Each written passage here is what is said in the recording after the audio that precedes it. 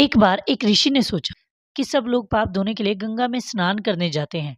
ऐसे में सारे पाप गंगा में ही समा जाते हैं। इस तरह तो गंगा भी पापी हो जाएगी। उस ऋषि ने ये जानने के लिए कि आखिर पाप जाते कहाँ हैं, तपस्या की। तपस्या करने के फल स्वरूप देवगण प्रकट हुए।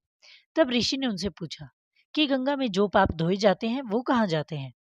तब देवगणों ने कहा कि चलो गंगा जी से ही पूछते हैं इस बारे में।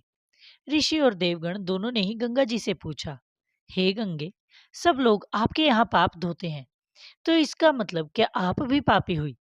तब गंगा ने कहा, मैं कैसे पापी हो गई? मैं तो सभी पाप लेकर समुद्र को अर्पित कर देती हूँ।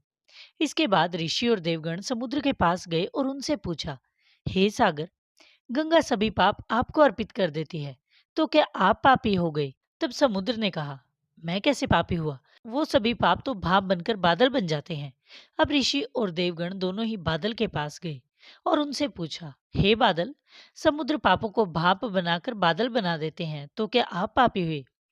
बादलों ने कहा, मैं कैसे पापी हुआ? मैं तो सभी पापों को वापस पानी बना देता हूँ और धरती पर गिरा देता हूँ।